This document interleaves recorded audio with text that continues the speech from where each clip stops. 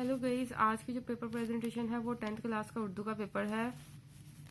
काफ़ी व्यूअर्स ने रिक्वेस्ट की थी कि उर्दू के पेपर पर लाजमी प्रेजेंटेशन बनाएं, क्योंकि उर्दू का पेपर जो है विद इन टाइम कंप्लीट नहीं हो पाता। काफ़ी बच्चों के साथ ये मसला है, क्योंकि उर्दू का पेपर बाकी सब्जेक्ट्स के लिहाज से लेंथी होता है, तो इसके लिए एक प्रॉपर प्लानिंग ज़रूरी है, टाइमिंग डिवीजन ज़रूरी है, और कौन सा क्वेश्चन पहले अटेम्प्ट करना है और उसकी लेंथ क्या रखनी है, ये बहुत ज़रूरी है प्लान करना। तो आज इस वीडियो में डिस्कस करते हैं जस्ट इसकी प्रेजेंटेशन कैसे देनी है। मैं इसकी अलग सेपरेट वीडियो बनाऊंगी जिसमें timing divisions according two marks और उसकी लेंथ जो है वो सारा कुछ डिस्कस करूंगी, और पेपर विद इन टाइम आपने कैसे कंप्लीट करना है उसकी टिप्स बताऊंगी। आज हम जस्ट प्रेजेंटेशन पर फोकस करते हैं। प्रेजेंटेशन के लिए 604 और 605 मार्कर ले लें, एक इंक पेन ले लें, और एक और 605 मार्कर ले लें मार्जिन लाइन के लिए। और हमेशा मार्जिन लाइन जो है आप हेडिंग्स की हो या फिर ये पेपर शीट की आप एंड पे लगाया करें। एंड पे 5 मिनट्स लाजमी रखा करें कि आपने मार्जिन लाइन लगानी है फुल पेपर में और साथ हेडिंग्स के। और 605 मार्कर है और इसको आपने कट कर देना है कटर से, और ताकि जब आप इसके दो हिस्से हो जाएं, जब आप लाइन लगाएं तो डबल मार्जिन लाइन आए। अच्छा जी, अब क्या करना है, आपने इंशाई तर्ज की हेडिंग देनी है। उसमें हिस्सा अव्वल जो है इशार की तशरीह कहता है, आपने हिस्सा अव्वल की हेडिंग दे दी। सवाल नंबर 2 है इस हिस्सा अव्वल में, तो सवाल नंबर 2 की हेडिंग दी और उसके बाद इशार की तशरीह की हेडिंग दी। अब इशार की तशरीह में दो तरह के हैं, हिस्सा नज़म और हिस्सा गज़ल। आप जो भी अटेम्प्ट कर रहे हैं वो हिस्सा नज़म और हिस्सा गज़ल उसकी हेडिंग दे दें।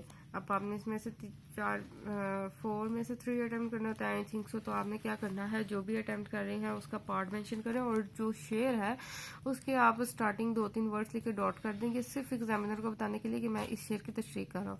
अगर आप सिर्फ पार्ट मेंशन करेंगे और तशरीह करेंगे तो एग्जामिनर जो है उसको देखना पड़ेगा कि फर्स्ट पार्ट में किस चीज़ की तशरीह है, किस शेर की तशरीह है।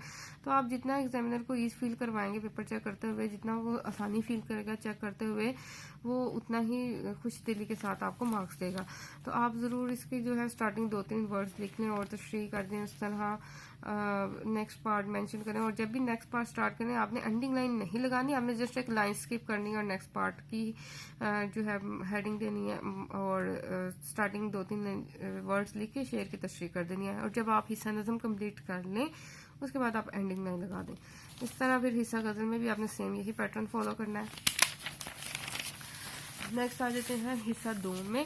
हिस्सा 2 में जो है सवाल नंबर 3 है इक्तबास की तशरीह। आप क्योंकि 2 इक्तबास होते हैं और आपने कोई एक अटैम्प्ट करना होता है, आप जो से भी अटैम्प्ट कर रहे हैं उसकी आप हेडिंग दें। फर्स्ट है तो फर्स्ट की, सेकंड है तो सेकंड की, सेकंड है तो आपने सेकंड की देनी है। अब इक्तबास की तशरीह भी आप हेडिंग दे सकते हैं, इसके अलावा आप नसर पाड़ी की तशरीह की भी हेडिंग दे सकते हैं।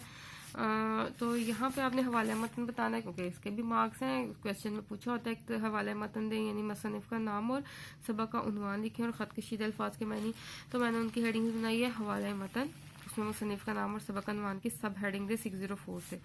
इस तरह पे ख़त कशीदा अल्फाज के मानी की हेडिंग दे, अल्फाज मानी, और आप इसको इस तरह लाइंस भी लगा सकते हैं अच्छी, उस तरह ज़्यादा अच्छा लगेगा प्रेजेंटेशन में। तो उसके बाद तशरीह की हेडिंग दे, और इसके बाद इसकी तशरीह स्टार्ट करें, और तशरीह की जब हेडिंग दे बिल्कुल इसके साथ ही स्टार्ट करना है, यहाँ से आपने स्टार्ट करना है। अच्छा, इसके बाद आ जाते हैं सवाल नंबर 5 पे। सवाल नंबर 5 जो है वो मुख्तसर सवालात के जवाबात हैं, जस्ट मुख्तसर जवाबात भी कह सकते हैं, उसकी हेडिंग दे सकते हैं, और आप उस तरह पार्ट मेंशन करें और उसका आंसर लिखें। अब कुछ क्वेश्चन है जैसे नज़र पाकिस्तान का मकसद क्या है, वो आप उसकी हेडिंग बनाना चाहें तो आप बना सकते हैं, तो अच्छी बात है। और आपकी मार्क्स का कटने के कम चांसेस हो सकते हैं, एग्जाम में फुल मार्क्स भी आपको उस पर दे सकता है। तो और जिसकी हेडिंग नहीं है, जैसे जवाब की हेडिंग है उस आंसर दे दे। जब आपका क्वेश्चन कंप्लीट हो जाए एंडिंग लाइन दे दे। जब भी आपको एक क्वेश्चन कंप्लीट हुआ करे, पार्ट्स नहीं, जस्ट एक क्वेश्चन, तब एंडिंग लाइन दिया करें। बार बार एंडिंग लाइन देने की जरूरत नहीं है। लेकिन जब आप नेक्स्ट पार्ट स्टार्ट कर रहे होते हैं तो आप जैसे एक लाइन स्किप किया करें। जैसे यहाँ का इसका आंसर यहाँ तक आया, आपने ये नेक्स्ट पार्ट स्टार्ट करने से पहले इसकी लाइन स्किप की, पार्ट की हेडिंग और स्टार्ट किया, ठीक है। इस तरह खुद ब खुद एक स्पेस नजर आ रही थी एग्जामिनर को कि एक क्वेश्चन कहाँ पे एंड हो रहा है, उसका कहाँ पे स्टार्ट हो रहा है। एंडिंग लाइन सिर्फ एक क्वेश्चन कंप्लीट होने के बाद दिया करें। इसके बाद आते हैं सवाल नंबर 4 पे। इसमें सबक का खुलासा है, उसकी हेडिंग दें। उसके बाद जिस सबक का खुलासा है यानी सबक का नाम उन्वान लिख दें। तो यहाँ से आप जो है उसका खुलासा स्टार्ट कर दें और एंडिंग लाइन दे दें। नेक्स्ट जो है क्वेश्चन लास्ट जो है सवाल नंबर 6 है तलखीस नवेसी का। तो तलखीस नवीसी यानी वो जो आपने एक पैराग्राफ होता है, आपने उसको अच्छी तरह से रीड करके उसके आंसर्स करने होते हैं क्वेश्चन के, तो उसे तलखीस नवीसी कहते हैं। आप ये ऑप्शनल है, अगर आपको लगता है कि आपका paper with in time complete हो जाएगा, आपकी स्पीड अच्छी है और आप सही पैटर्न पे चल रहे हैं, टाइमिंग डिवीजन के साथ चल रहे हैं, तो आप क्या करें, इसके स्टार्टिंग 2-3 वर्ड्स लिखें, लास्ट वाले 4-3 वर्ड्स लिखें और इस तरह पैसेज दे दें। तो ना भी दें तो कोई मसला नहीं, आप जस्ट उस तलखीस नवीसी की हेडिंग दें, उसके बाद पार्ट मेंशन करें और आंसर लिखें, सेकंड पार्ट मेंशन करें, उसका आंसर लिखें। तो इस तरह भी बेस्ट है, ये भी दे दो तो भी बेस्ट है, ये आपकी स्पीड पे डिपेंड करता है, आप उसके हिसाब से चलें। इसके बाद एंडिंग लाइन दे दी, नेक्स्ट क्वेश्चन स्टार्ट किया। मजमून वैसे का क्वेश्चन जो है, क्योंकि डिटेल क्वेश्चन होता है, इसको हमेशा एंड पे अटेम्प्ट किया करें ताकि आप रिलैक्स होकर अटेम्प्ट करें और आपके माइंड में ना हो कि मैंने अभी कोई क्वेश्चन अटेम्प्ट करना है। इसको सुकून से, जितना आपके पास टाइम बच गया है और आपने बचाना है टाइम, आपने प्रॉपर टाइमिंग के साथ जाना है, टाइमिंग डिवीजन करके फुल टाइम आपने इस पर फोकस करना है और इस पर आपने लिखते जाना है। शेयर वगैरह ऐड करें, कोटेशन दें, आयत ऐड करें, हदीसें ऐड करें और मजमून जो है अच्छी डिटेल के साथ आप लिखें। और ये लास्ट क्वेश्चन होता है पेपर का।